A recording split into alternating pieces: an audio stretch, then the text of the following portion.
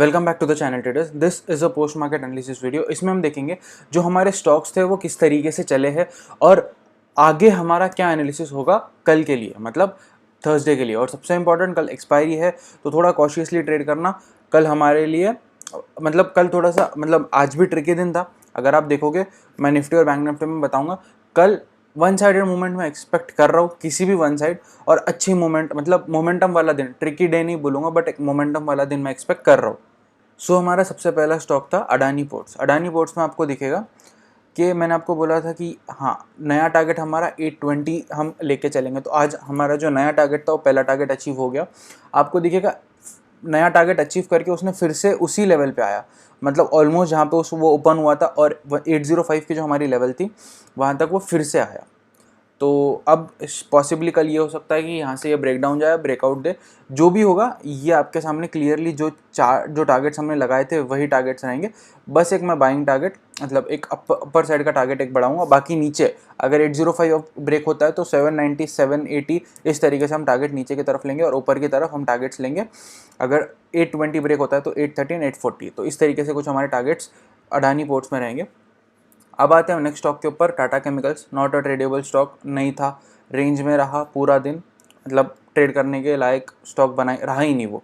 It was not at all a tradable stock. But हाँ, अगर किसी ने मतलब कल मैंने बोला था कि 708 से ऊपर बाय करना, अगर किसी ने बाय किया तो 4 रुपये आज मिला है और कल और हम 4 रुपये के लिए टारगेट कर सकते हैं। अगर किसी ने BTST लिया है तो आप होल्ड कर सकते हो। मैंने तो पर्सनली नहीं लिया, जब लेता हूँ तो बताता हूँ, बट आज मैंने इस स्टॉक में ट्रेड नहीं लिया है।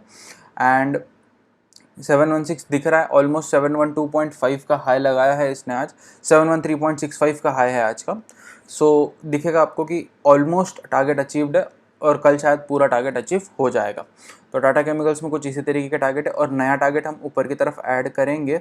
और ऊपर की तरफ मैं चाहता हूँ, हाँ चलो, ऊपर की तरफ का भी हमारा 727 का टारगेट मार्क किया हुआ है हमने एनालिसिस वाली वीडियो में। अगर यहाँ से ब्रेकडाउन जाता है तो 708 से नीचे आप शॉर्ट करोगे, मतलब अगर आपने लॉन्ग पोजीशन क्रिएट करी है तो अभी आपका कॉस्ट ही आपके लिए स्टॉप लॉस है। बहुत ईजी ट्रेड। अगर यहाँ से गैप डाउन होगा तो आप शॉर्ट एंट्री ले सकते हो इन 3 टारगेट्स के लिए, 700, 692 एंड 683 या 684। तो इस तरीके से ये सिंपल सा एनालिसिस है टाटा केमिकल्स का। अब आते हैं हम नेक्स्ट स्टॉक पे, कमिंस इंडिया। ये भी आज साइडवेज ही रहा, बट हमारी जो बाइंग रेंज थी 790 की वो उसने क्रॉस करी है और ऑलमोस्ट शुरू कर दिया है उसने एक अपर रैली। अब देखते हैं ये रैली कहाँ तक टिकेगी। अगर कल वो वापस से आएगा तो अगर किसी ने आज लॉन्ग पोजीशन क्रिएट करी है तो ये आपका स्टॉप लॉस क्लियर है। 783.70 या फिर 783 डॉट आप स्टॉप लॉस रख के चल सकते हो। मतलब मैंने ऑलमोस्ट 1% का ही स्टॉप लॉस बोला है, it is not more than 1%। और ऊपर टारगेट हमने रखा हुआ है 17 पॉइंट्स, दैट इज़ अप्रॉक्सीमेटली 2.5%। तो 1:2.5 का हम यहीं पे निकाल लेंगे कि एग्जैक्टली कितना हमने स्टॉप लॉस और टारगेट रखा हुआ है। तो हमने कहीं पे यहाँ पे एंट्री बनाई है। हमारा रिस्क है अप टू दिस लेवल 703 रखते हैं, ठीक है। एंड हमारा टारगेट है यहाँ से लेके यहाँ तक। तो 1:2.5 का एग्जैक्ट 1:2.5 का रेशो है। सो मैं आपको बोलूँगा कि ये अच्छा ट्रेड बन सकता है। एंड मैं निफ्टी बैंक निफ्टी में ट्रेड करता ना, I was not in to market for the full day. So मैंने उसको, मतलब अगर देखता तो मैं पक्का ट्रेड लेता, बट मैंने ट्रेड नहीं लिया। और प्राइस एक्शन को भी इसने मतलब ब्रेक किया अच्छी लेवल से। उसने जहाँ पे रेजिस्टेंस बार बार लेता वहाँ से ब्रेकआउट दिया है एंड उसके ऊपर सपोर्ट लेने की कोशिश करी है। मतलब अब रेजिस्टेंस हैज़ बिकम सपोर्ट। मैंने सपोर्ट रेजिस्टेंस वाली वीडियो में बताया था, जब कोई भी रेजिस्टेंस सपोर्ट बनता है तो that is a sign of up trend. तो ये कुछ उसी तरीके का अप ट्रेंड का साइन बता रहा है। अब आते हैं नेक्स्ट स्टॉक। मतलब मैंने क्लियरली बोला था इसमें ट्रेड ही मत करना इस रेंज में। मैंने जिस रेंज में बोला था उसी रेंज में वो पूरा दिन रहा है, कोई मतलब नहीं है ट्रेड करने में, कोई मतलब नहीं था स्टॉक में। हाँ, अगर किसी ने इंट्राडे में कल की क्लोजिंग से ऊपर अगर ट्रेड लिया होगा तो उसके लिए अच्छा ट्रेड होगा, बट हाँ, पोजिशनल ट्रेड या फिर ये ट्रेड लेने लायक स्टॉक रहा नहीं है। सो होता है, अगर हर एक स्टॉक अगर हमारे एनालिसिस के हिसाब से चले तो we are not the gods. So simple सी चीज़ है कि कुछ कुछ स्टॉक्स हमको छोड़ने हैं और जो चल रहा है, जो एनालिसिस के हिसाब से चल रहा है, हमको उसी में ट्रेड करना है। सो 4 स्टॉक्स का हमने एनालिसिस कर लिया। अब आते हैं निफ्टी के एनालिसिस के ऊपर। निफ्टी में आज आपको दिखेगा सेम कल जैसे ही, अप ट्रेंड, डाउन ट्रेंड, फिर अप ट्रेंड। ये आया नीचे की तरफ, consolidate consolidate consolidate, down trend, and day and में इसने मोमेंटम दिया है।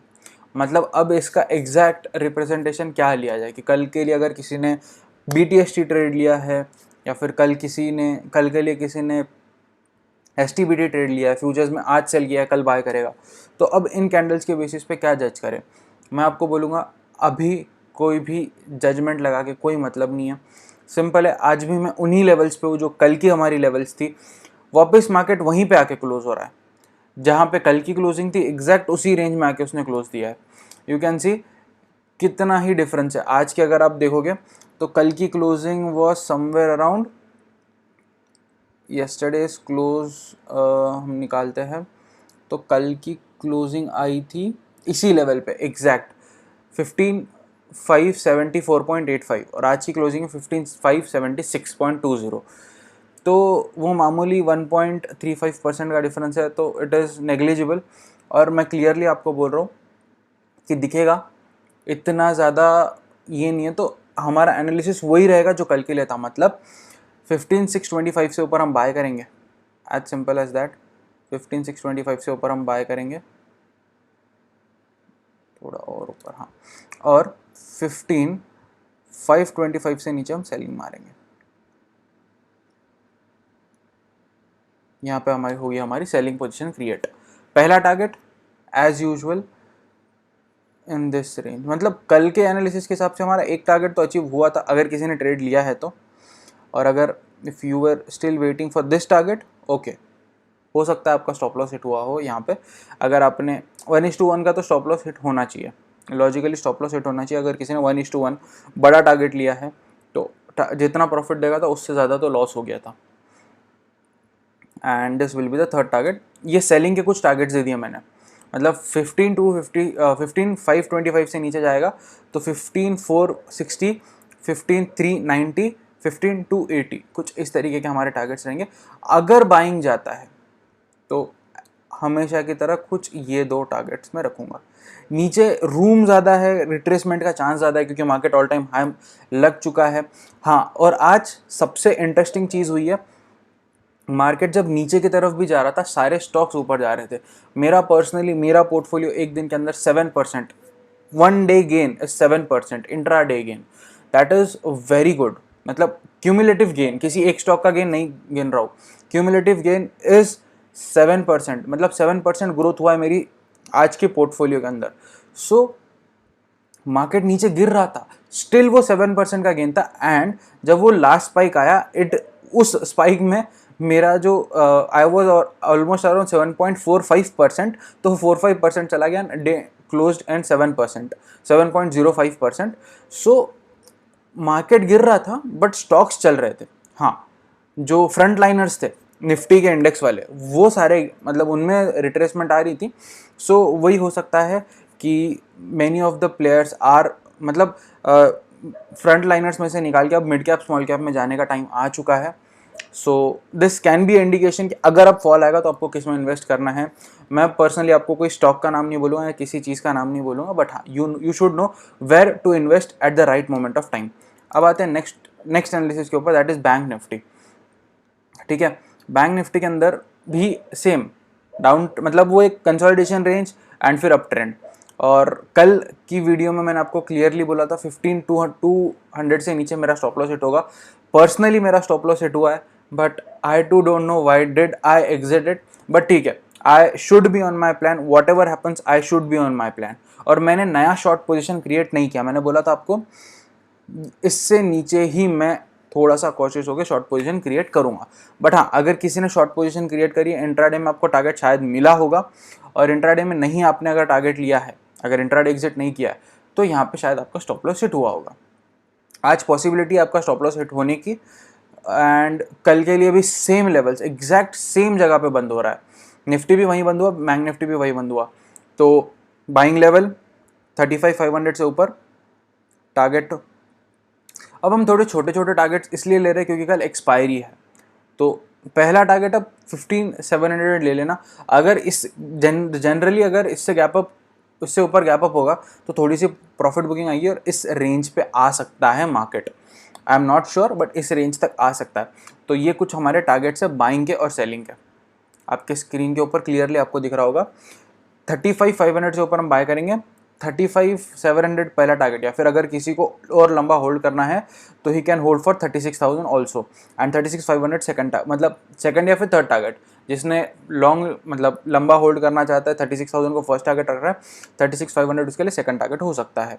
अगर नीचे जाता है तो शॉर्ट पोजीशन तो लॉजिकली आज के लेवल से नीचे बननी चाहिए थी, बट ठीक है अगर किसी ने नहीं बनाया है तो कल अगर अच्छी 15 मिनट्स की कैंडल की जैसे ये वाली क्लोजिंग थी, this was a good closing, ऐसी मिलेगी तो कोई प्रॉब्लम नहीं, आप शॉर्ट पोजीशन क्रिएट कर लो और जो भी होगा प्रॉफिट होगा लॉस होगा, this is the rule of stock market. आपको या तो प्रॉफिट होगा या तो लॉस होगा, बट इसके साथ में सबसे बड़ी चीज़ मिलेगी दैट इज नॉलेज एंड कुछ लर्निंग्स मिलके मतलब कुछ सीख के जाओगे और वो इंपॉर्टेंट है हमारे लिए।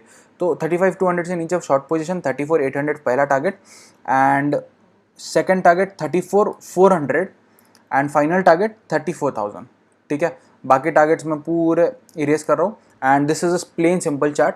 कोई मूविंग एवरेज नहीं यूज़ करना है, कुछ भी यूज़ नहीं करना है, जस्ट बिकॉज पहले प्राइस एक्शन सीख लो। Price moves faster than indicators, ये भी मैंने वीडियो में बताया है पूरा कि एग्जैक्टली इंडिकेटर्स का ओवरव्यू क्या होता है। ठीक है, so this is all for this video. I hope आपको ये वीडियो पसंद आया होगा। अगर वीडियो पसंद आया तो लाइक शेयर सब्सक्राइब करके जाना चैनल को and happy trading to all guys, bye.